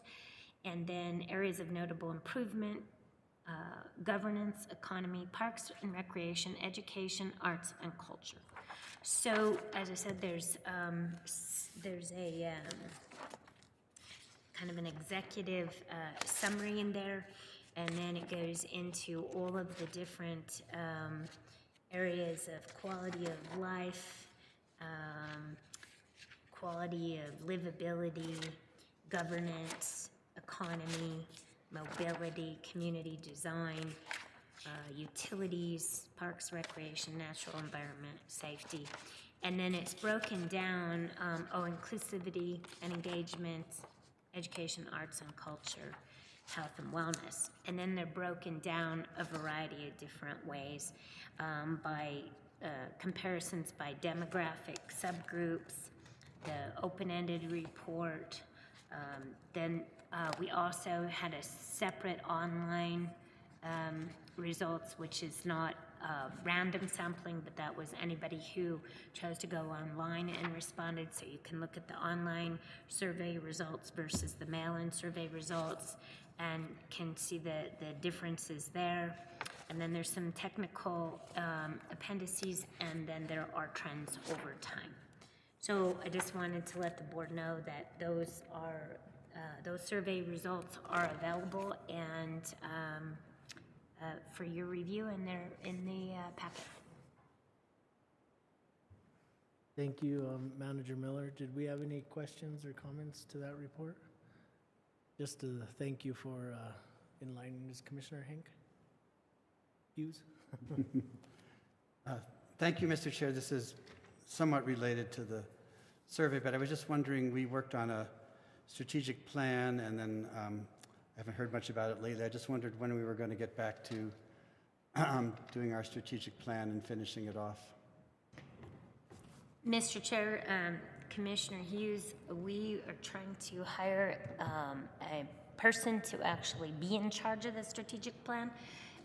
Thought we had somebody, but they took another position, so we're going to have to go back to square one, unfortunately. It was disappointing because they took a position that was right next to their house, so can't beat that.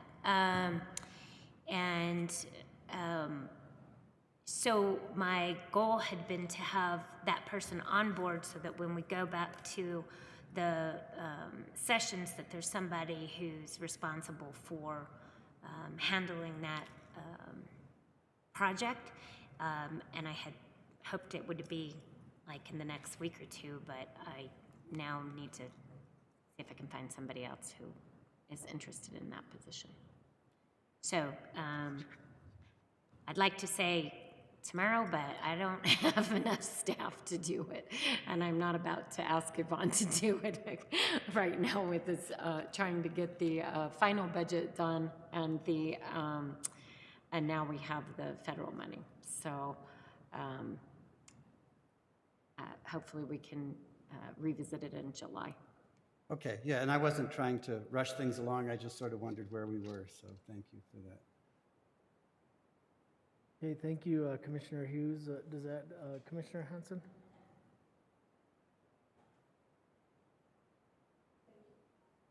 Thank you, Manager Miller, for your overview of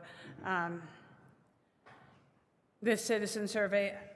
I'm happy to hear that but it seems that, you know, it doesn't cover like sustainability or some of the things that we actually are doing in Santa Fe County. It's somehow I don't feel like it's directly related to the things that we are working on, but on the other hand, I think it's always important to do some kind of survey and get some kind of feedback, even though it's not as detailed as I might have liked.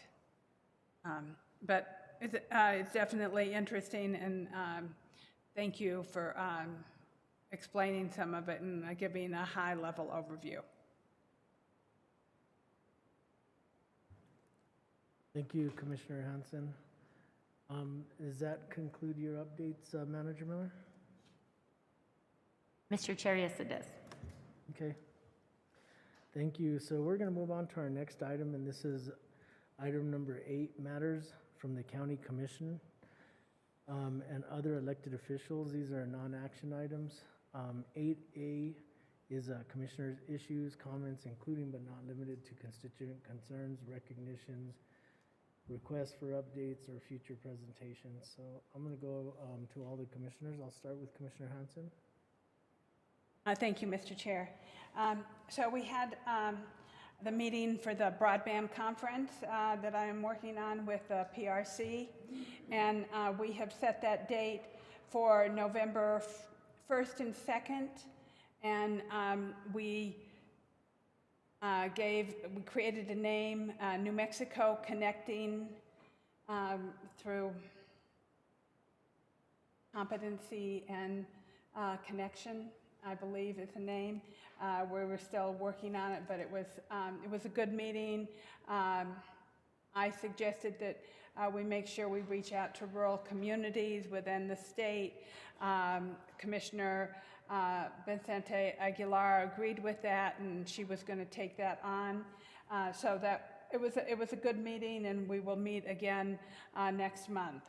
I wanted to give an update. I have to say one of my visions and dreams was definitely realized on May 15th at the San Ysidro blessing, and the piece of land that the community has given to Reunity Resources, or Lease for them for $1, to see there was indigenous kids out there planting indigenous corn. There was lots of music and entertainment, and Youth Works was there, and Three Sisters Collective, and it was like just a really incredible combination of numerous people participating in a community event. And so they were on the piece of land at the corner of San Ysidro and Agua Fria, and then at about 5:30 there was this procession for the San Ysidro River blessing, and it was just so amazing. There was water running in the river. Thank you, the city of Santa Fe, for making that happen. And it was just like this one community event that was so engaging and so special. And my heart was just completely warmed by that, to see all these people together. And then afterwards, everybody went to Reunity Resources and had dinner that was served by Youth Works. So it was really an amazing, amazing day. And there was just so many different kinds of people collaborating and working together. It was fantastic. So I I can't express to you enough how warm my heart was and how much of my dream of seeing agriculture and beauty come back to the village that was right there in front of me. And so it was really incredibly heartwarming. I wanted to also share, and I'm surprised the manager didn't mention this, we received an award from the Cultural Preservation, Cultural Preservation Historic District for this building, and it was so great to get SHPO to recognize the great work that the county staff and Jane's Corporation had done on restoring this building, and it was nominated by Lynette Polars, who we worked with at SHPO, who was the main architect who worked with our staff, and that was just another really great event. And that the same day, the Old Santa Fe Association awarded Santa Fe County the Community Award for thoughtful and conscious preservation of the John Gamin building. So this building has received two, in my opinion, important awards from our not only our state, but our local community in the recognition of all the work. And, I want to especially recognize Catherine Miller, Paul Olafson, and his team, Daniel Fresquez, Daniel Sanchez, and everybody who, Tessa Joe, everybody who worked on this restoration of this building. And I think everyone knows how important it was to me personally, being a student of history and loving history and caring about historic preservation throughout my entire career. And so it was really a great opportunity and a great feeling to know that we were recognized as a county for the hard work that it took to restore this building.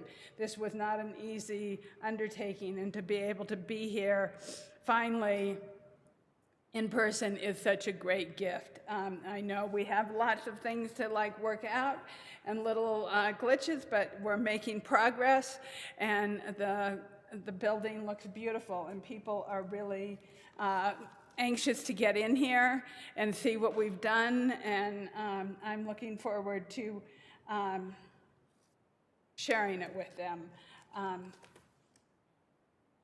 I appreciated Mr. Mee's comments about the city, and I know that Commissioner Hamilton and I have a meeting next week with the city to discuss the pipeline and other issues, and I think that's the first meeting of city and county staff and policymakers.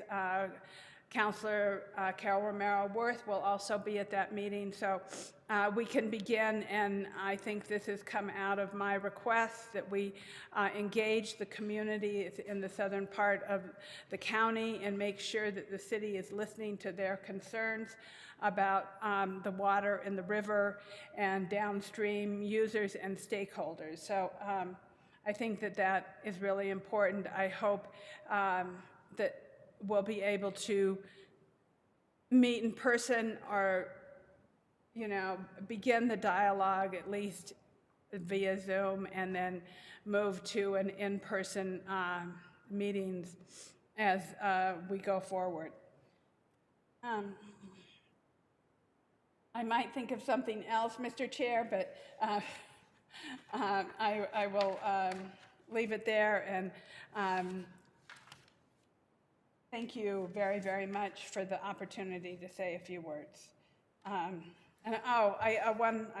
One other thing. I really want to express my deep, deep appreciation to staff for all of their work on Earth Day.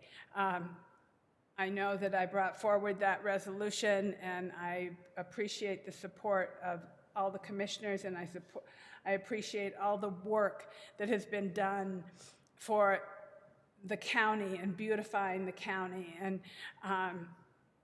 And I know how hard the staff worked, and I am grateful to them. They all deserve a huge round of applause, awards, recognition, because it was a big job, and I was really honored to be able to go out also to Commissioner Hughes's district, but I will let him speak about that event. And thank you. Thank you, Commissioner Hanson. Commissioner Hughes, did you have an update for us? Thank you, Mr. Chair, and I'll segue right into the Earth Day, which District 5 held a few weeks ago, and thanks to everybody who participated. It was a small but intrepid group of people, many of them from the county, planting trees and shrubs, which will make the El Dorado Max Cole Community Center and the library area look much nicer, and really appreciate everybody's help with that. And it was a beautiful day to be outside planting. I also wanted to just mention that a group of us went out to the Carlson community out on Route 14 a few weeks ago to talk about a small piece of county-owned land there that they would like to turn into a park. Mr. Rudy Vigil had organized a lot of his neighbors to get together with us. And we are, I think, solely responsible for all the rain we got that day because we planned to meet outside on this nice piece of land, and it poured, literally poured. We had to go to Mr. Vigil's garage and gather in there to talk about the park that they want. And I just wanted to thank Paul Olafson, PJ Montano, David Padilla, as well as Olivia Romo, for how kind they were to everybody there, listening and presenting ideas, and also, working afterwards to see if we can't do something for that community. That was very evident by all the people who showed up that they really would like that park to be a center for their community, and that was just a great day, and the fact that it rained just made it even better, of course. But that's it for me today, Mr. Chair. Thank you. Mr. Chair. Thank you, Commissioner Hughes. Commissioner Hanson, you had something else? Yes, I had one other item I put on all the commissioners' desk, the new brochure of the Northern Rio Grande National Heritage Area. I think it's the first brochure we've had in over I don't know how many years. I don't know if they've ever even had a brochure, but I think it is a testament to our director at the Rio Grande and the Northern Rio Grande National Heritage Area getting this together. Plus, I know that I mentioned we met with Senator Heinrich, but she also is working on an annual report. And it's just great to see this board really turning a corner and developing. And Senator Heinrich, of course, has introduced the reauthorization bill, and I have just again introduced into NACO at NACO another reauthorization bill for the national heritage areas throughout the United States. So I wanted to share that because I think what they're doing is really great, giving small amounts of money to small nonprofits, and building capacity is so important in northern New Mexico. So thank you, Mr. Chair, once again. Thank you, Commissioner Hanson. Commissioner Hamilton? Thank you, Mr. Chair. Thank you, Commissioner Hanson, for mentioning the meeting next week with the city. We're certainly looking forward to continuing our work with them, which we had started with respect to short and long-term water planning a few years ago. And hope this is just an ongoing avenue for working out water capacity planning, drought planning, which obviously at this juncture is very important, and doing all these things considering short and long-term environmental impacts and whatnot. And speaking of drought, I can't help myself. I have to mention the critical fire danger that is associated with this drought. That's all over the state of New Mexico. We've already, even in our county, had many, many fire starts. Things are really bad. Many people may have heard that in the southern part of the county, near the border, there's only a few 100-acre fire, but a U.S. Forest Service hotshot was critically injured in that. This is, making this fire season seem worse than in past years, and I just wanted to take the opportunity to urge everybody to be exceedingly careful in that respect, and to also thank our county fire department and our wildland division and our fire marshals and the whole crew for the efforts they put out to try to keep us safe in what is going to be a very difficult season. So thank you, Mr. Chair. Thank you, Commissioner Hamilton. And I guess there's a few announcements or updates. The commission passed a leadership program that they have at Santa Fe High School.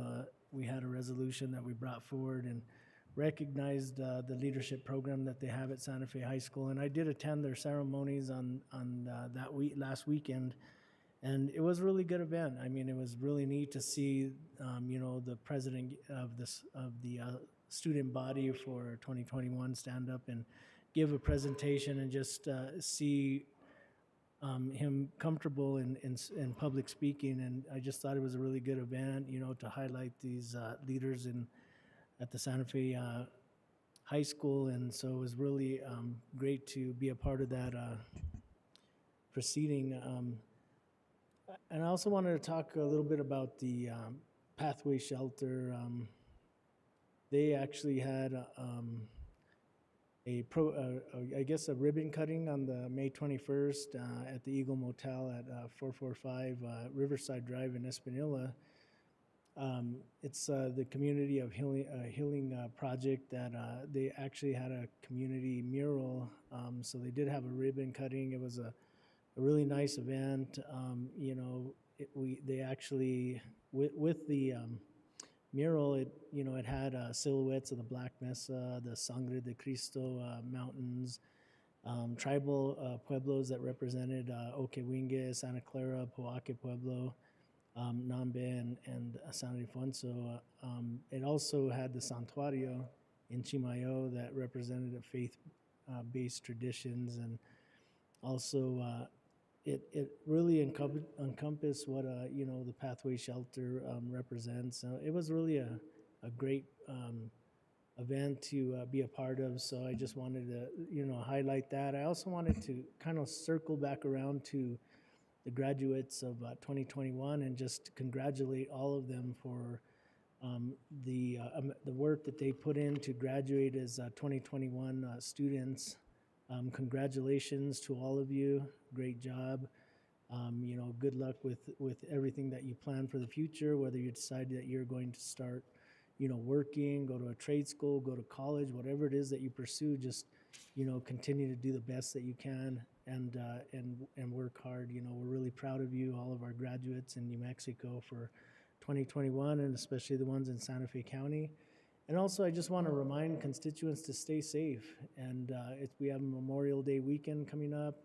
I want everybody to focus on being safe. We're still not completely out of the woods as far as the pandemic goes. And, it's showed in the past that we have had spikes with holidays that come up. So I just want to make sure that everybody stays safe, take care of our community and one another, and just, have a great and Memorial weekend, but stay safe. And that's really all I had as far as things that I wanted to bring up. And if there's not anything else from the commission, we can move on. Is anything else from the commission? Okay, great. So we're going to go on to our next item, and this is matters, other elected officials. So I'm going to go on to other elected officials. I know that we have our county clerk here. She disappeared. She's quick. You got to keep an eye. Is there any other elected officials that are on WebEx? that would like to address the commissioner or make any announcements to their constituents? Okay, do you? No, Mr. Chair, there does not appear to be. Yes, go ahead, please. There does not appear to be any additional elected officials. I'm sorry, we're having a hard time hearing you. Can you speak up just a little bit louder?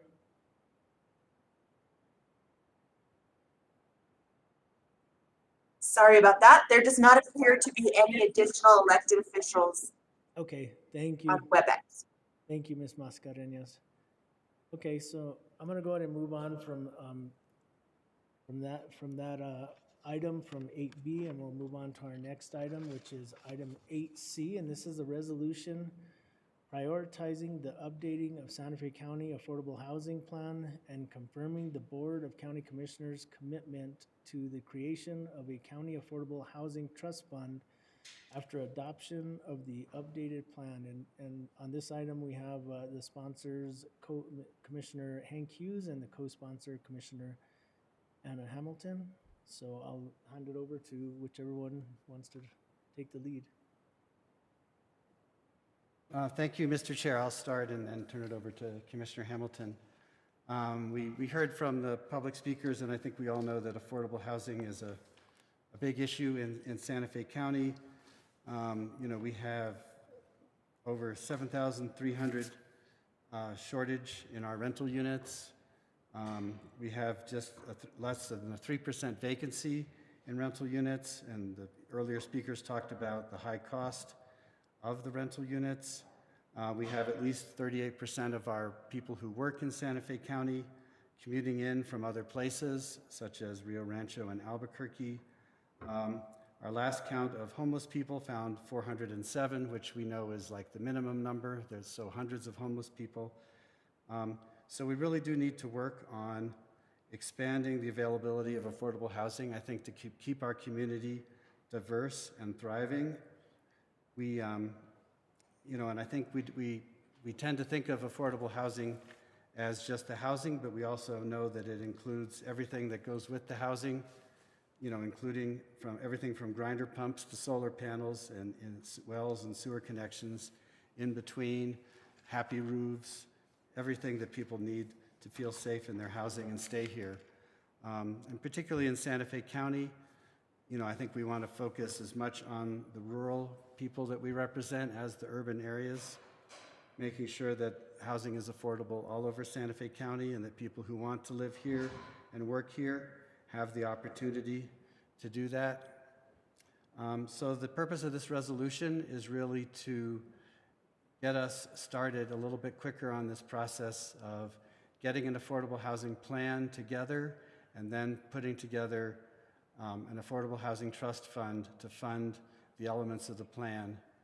So that is the purpose of this resolution. It would basically direct staff to create the affordable housing plan by December so that we can then create the affordable housing trust fund from there. And with that, I'll turn it over to Commissioner Hamilton for whatever she wants to say. Thank you, Commissioner Hughes. And frankly, I want to first recognize what incredible expertise you bring in this to the Commission, which we are all very, very grateful for. I think all of us on the Commission, many of us who started together, have recognized this as a problem that we felt committed to, and that as a result, following the lead, staff has been committed to for years. It is a very intractable problem. And so having the additional expertise can only be a benefit. Bringing this forward certainly shows our commitment to this. And it starts a process. It at least formalizes that there is a process we have to work through, doing the journey of 1,000,000 miles one step at a time, and this starts that. And so I don't have nearly the level of expertise to have really brought this forward and documented what you were able to document. With others' help, certainly. Credit to everybody who worked on this. But I really appreciate very much that you did that and that this will be another starting point for us to really move forward. Certainly, if nothing else, there were many things that the pandemic indirectly highlighted as yeah, we knew that was important, and no kidding, it really is important.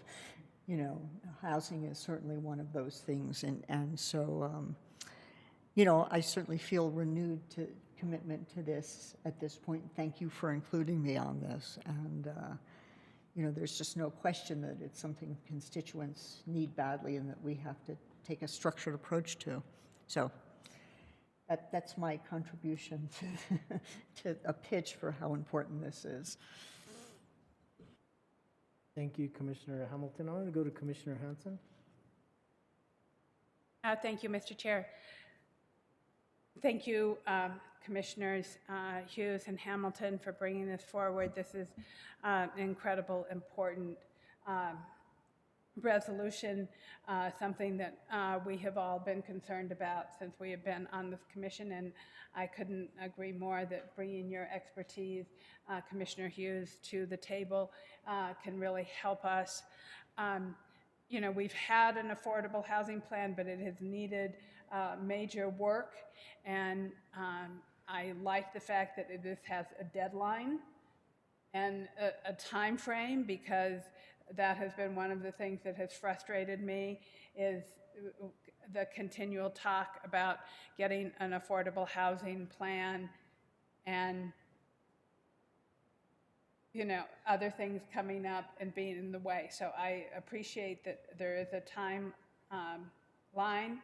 I really appreciate that the recognition that this does not just include the house, but that we are talking about people. I mean, our present affordable housing plan includes the Happy Roof program, but by expanding it to include grinder pumps and sewer connections and well meters throughout the county, and solar panels and other things that people, that will really improve the quality of life of people who are on the edge, is really important, and I really appreciate the hard work that went into this resolution, so thank you very much.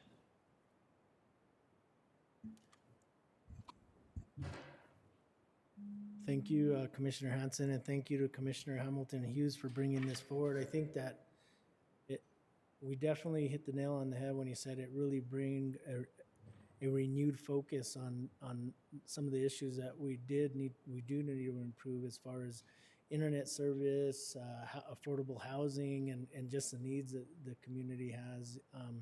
You know, we have a rental that we recently put it on the market about a week ago, and it actually, I got about 45 calls in a day and a half, and so it just kind of shows what the need is for housing in general. And I mean, it's just amazing, you know, so I really appreciate you guys bringing this resolution forward. It's something that's really needed, and as my fellow commissioners that have sat on the commission with me for at least the last 4 or 5 years, we all have focused on that. So I'm really glad to see that our newest commissioner coming forward has hit the ground running with this need that our community needs, and so I really appreciate this resolution. So thank you, Commissioner Hughes and Commissioner Hamilton. Okay, so with that being said, I'm going to go ahead and go to the sponsors of the resolution to make a motion and a second. Thank you, Commissioner Roybal. And before I make the motion, I neglected to thank all the people who worked on this resolution, from Director Montoya and Olivia Romo, and the housing staff, to Manager Miller and Attorney Schaefer, who by the time we worked this through, it had been rewritten about 10 times. So thanks for getting us this far. And with that, I would like to move adoption of this resolution, prioritizing the updating of the Santa Fe Affordable Housing Plan. I'd like to second. Thank you. Thank you, Commissioner Hughes, for the motion, and Commissioner Hamilton for the second. I do want to, under discussion, is there any other comments? If not, I'm going to go to a roll call vote. Commissioner Hughes? Yes? Commissioner Hamilton? Yes. Commissioner Hanson? Yes. And a yes from Commissioner Roybal. So this resolution passes unanimously with the commissioners that are in current attendance. Madam Clerk, can we get a resolution number? Yes, Mr. Chair, the resolution number is 2021-050. 050. And Madam Clerk, we actually had the item previously to this that was matters from other elected officials. Did you have any announcements? I looked up and I said, I know we have our county clerk, and I looked up and you're gone. You're pretty quick. Sorry, I'm trying to manage an election also today.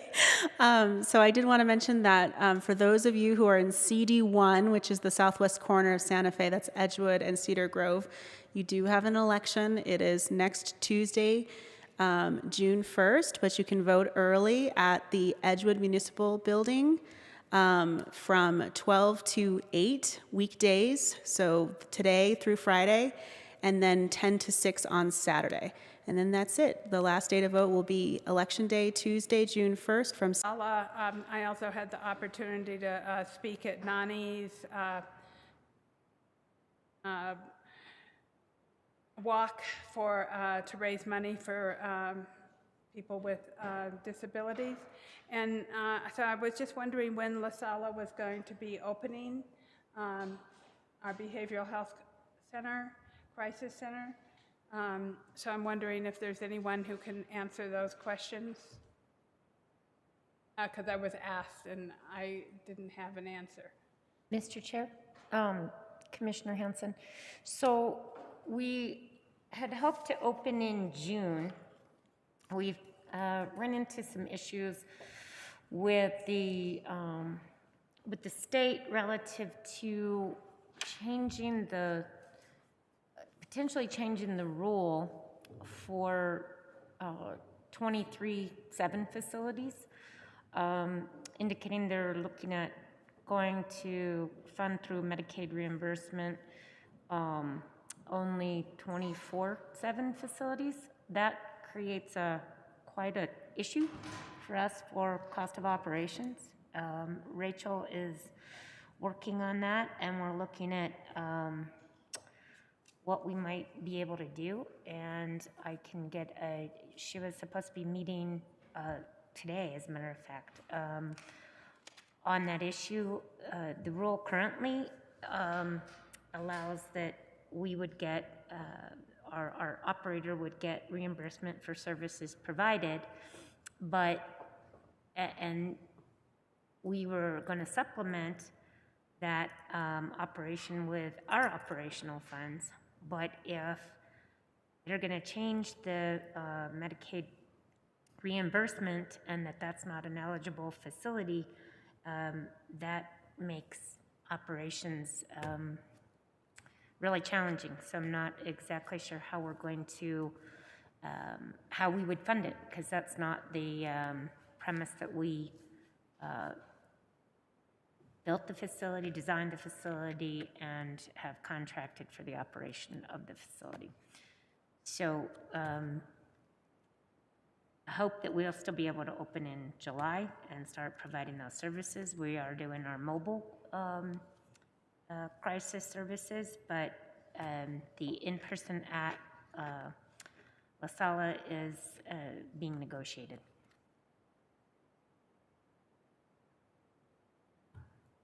Okay, thank you for that.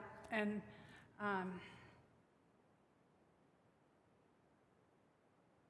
then after reading the Public Works report, I see that the sewers in Agua Fria have not been divided out until 3 and 4, but they're still one project. So I'm just following up and wanting to get them moving along. So I'm... Mr. Chair, Commissioner Hanson, so it's still one project, but what we're doing is separating out the 3 that we have approvals for, and then bidding that as one with the other ones that have been designed, included that we would receive bids, but we would only award the 3 that we have authorization for. Additionally, we're working on budgeting the funds to order a small vac truck so that, and then to go back to the city and say, once we show that we have the commitment to order that we'd be able to service sewer lines in those narrow alleys and whatnot, that hopefully they would agree to take on the service of those lines. That's the way our agreement with the city is that all lines south of the river would be city sewer customers, and we don't actually have sewer there. Put that out to bid, that we can at least get started with the 3 ones that we do have agreement with the city to do, and that maybe by the time we get those, we'd also have some confirmation from them about the additional lines as well. So it's still one project, but we're trying to at least get bids to get to start spending some of the state grants that we've received. I know we have a couple million set aside for the sewers, maybe more, and I just want to see that project be moving forward. And besides the 4, there was actually 34 roads or lanes in the village of Agua Fria. And so, as you, I'm sure, know, that I hope that we can use some of that ARPA money for sewers and making sure that we get this project moving along. After 4 years, after 50 years of people waiting to get sewers in the village of Agua Fria. And that's all I have. Thank you, Mr. Chair. Thank you, Commissioner Hanson. I think that was it for all of commissioners and elected official, and then one more time for Commissioner Hanson. Do you have something else? Yeah, I feel badly. I did not recognize you directly, PJ Montano, for all your help on the restoration of this building. And I didn't mention you when I was talking, and I'm sorry about that, because you were integral and a huge, huge part of this. And I did not mean to leave you out. My mind just can't remember everything all at the same time. But I know what an important role you played, and I am grateful and really grateful to the work that you did. So thank you. Thank you, Commissioner Hanson, and thank you for recognizing staff. Is there anything else on the reports? Or we're good? Okay. So we're good to, I think staff is okay to go. We don't need anything else in the reports, but I just want to say thank you once again for the reports that you do provide to the commission. And with that, our next item is matters from the county attorney. Attorney Schaefer, can you give us a summary of what we're going to executive session for? Thank you, Mr. Chair and commissioners. Because there are no action items after executive session, it would not be inappropriate for the board to adjourn the public meeting. Should you choose to do so, you may want to do any concluding announcements before moving into executive session. But of course, that's at the discretion of the board. In terms of the items to be discussed in executive session, we have limited personnel matters as allowed by Section 1015(1)H2 NMSA 1978, and discussion of the purchase, acquisition, or disposal of real property or water rights as allowed by Section 1015(1)H8 NMSA 1978, including the following 2 specific items of business. Grant of easement to City of Santa Fe for photovoltaic facilities for City's Buckman Booster Station number 4, and 2, performance evaluation of the county manager. Okay, thank you, Attorney Schaefer, and correct me if I'm wrong, but we can adjourn directly from executive session, is that correct? So if we can include that with the motion? Would somebody like to make the motion? I'll be happy to. Commissioner Hamilton? Yes, I'd like to move that we adjourn this meeting and go into executive session to cover the topics that Attorney Schaefer just delineated. Okay, do I hear a second? Second? I have a motion from Commissioner Hamilton, a second from Commissioner Hughes, and I'm going to go to a roll call vote. Madam Clerk, can you help us with that? Yes, Mr. Chair. Commissioner Anna Hanson. Yes. Commissioner Hank Hughes. Yes. Commissioner Anna Hamilton. Yes. And Chair Roybal. Yes, thank you, Madam Clerk. Okay, we're in executive session. Thank you all for being here.